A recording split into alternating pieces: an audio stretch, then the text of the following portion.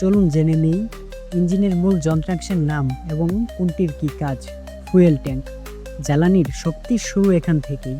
এই ট্যাঙ্কে পেট্রোল বা ডিজেল জমা থাকে। এখান থেকে জ্বালানি পাইপ দিয়ে ফুয়েল পাম্পে যায়। Fuel pump. এই পাম্প জ্বালানিকে নির্দিষ্ট চাপ দিয়ে ইঞ্জিনের দিকে পাঠায়, যাতে ইনজেক্টর বা কার্বোরেটরে সঠিকভাবে জ্বালানি মিশাতে পারে। কার্বোরেটর। এটা হলো ইঞ্জিনের রাঁধুনি। এখানে জ্বালানি আর বাতাসের মিশ্রণ তৈরি হয়, যেটাকে বলা হয় air fuel mixture. Intake manifold. Intake ম্যানিফোল্ডটা হচ্ছে মূলত একটি পাইপ লাইন। এই পাইপের মধ্য দিয়ে ফুয়েল এবং বাতাস সংমিশ্রণ জ্বালানি সিলিন্ডারে প্রবেশ করে। এটাকে বলা হয় ইঞ্জিনের শ্বাসনালী। Cylinder block. এই ব্লক হলো পুরো ইঞ্জিনের দেহ। এর ভেতরে থাকে সিলিন্ডার, যেখানে পিস্টন উপরে নিচে ওঠানামা করে। Cylinder head.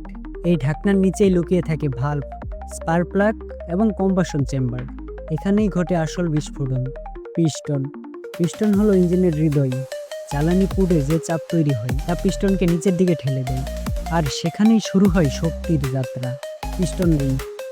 এই ছোট ছোট ধাতব রিং পিস্টনের চারদিকে থাকে, যাতে কম্বাসন ঠিক থাকে আর তেল সিলিন্ডারের ভিতরে না ঢোকে। Connecting rod. এই রড পিস্টনের ক্র্যাঙ্কশ্যাফটের মাঝে সংযোগ স্থাপন করে। এই কানেক্টিং রডের মাধ্যমে পিস্টনের সোজা ওঠানামার গতিকে ক্র্যাঙ্কশ্যাফটের ঘূর্ণন গতিতে রূপান্তরিত হয়। ক্র্যাঙ্কশ্যাফট। ক্র্যাঙ্কশ্যাফট ইঞ্জিনের শক্তি তৈরির মূল খেলোয়াড়।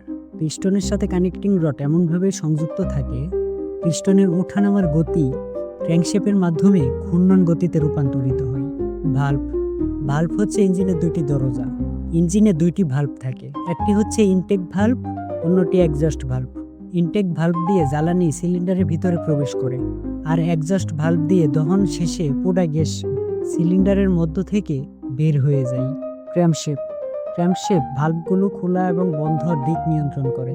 ক্র্যাম্প প্রোফাইল অনুযায়ী ঠিক সময়ে ভালভ ওপেন হয়, ফুয়েল ঢুকে আর পোড়া গ্যাস বের হয়ে যায়। এদের টাইমিং ঠিক না থাকলে ইঞ্জিনের পারফরমেন্স কমে যাবে। Spark plug. পেট্রোল ইঞ্জিনে স্পার্ক প্লাগ আগুন ধরায়। একটি ছোট ইলেকট্রিক স্পার্কেই তৈরি হয় বিস্ফোরণ। Fuel injector. এর মাধ্যমে ডিজেল ইঞ্জিনের সংকুচিত বাতাসের মধ্যে সূক্ষ্ম কুয়াশার কণা আকারে ফুয়েল ছড়িয়ে দেওয়া হয়, এতে দহন সম্পূর্ণ হয়। Fly wheel. পিস্টন একবার কাজ করলেই তো হবে না, বাকি সময়ে গতি বজায় রাখতে সাহায্য করে ফ্লাই হুইল।